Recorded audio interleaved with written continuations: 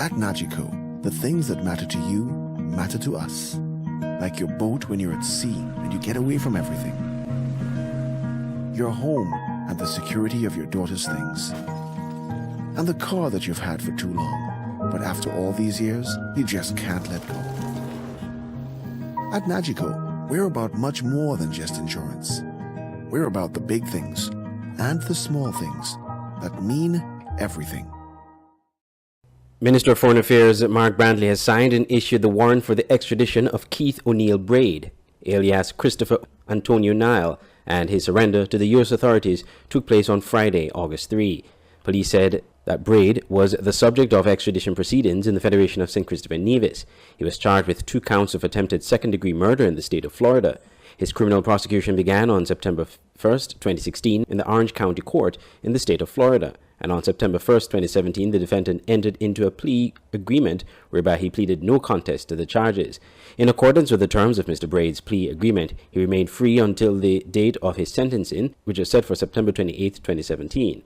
On that date, the defendant did not appear before the Orange County Court in the state of Florida. Braid arrived in the Federation on board a cruise vessel on November 29, 2017, under the name Christopher Antonio Nile. He disembarked the vessel and remained in the Federation.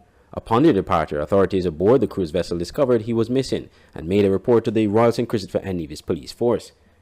Following the issuance of a news bulletin, he turned himself to the Bastia Police Station on November 30, 2017. Police investigations discovered his real identity to be Keith O'Neill Braid and that he was wanted by the United States authorities. On December 15, 2017, a provisional request for extradition of Keith O'Neill Braid was made by the U.S. State Department to the local competent authority.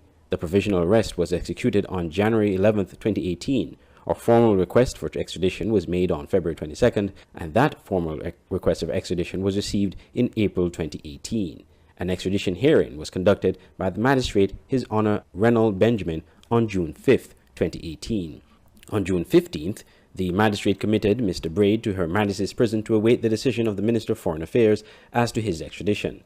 The Director of Public Prosecution, Valstrom N. Graham, and Crown Counsel Gwetis Gordon appeared on behalf of the United States of America. Mr. Braid was advised of his right to file a writ of habeas corpus within 15 days of the date of the magistrate's order if he wished to challenge the magistrate's decision and prevent his extradition. The 15 days expired on June 2, 2018. No writ of habeas corpus was filed by or on behalf of Mr. Braid. A copy of the magistrate's warrant for committal of Mr. Braid to prison to await his extradition was also forwarded to the Minister of Foreign Affairs. Andre Huey, SKN Newsline.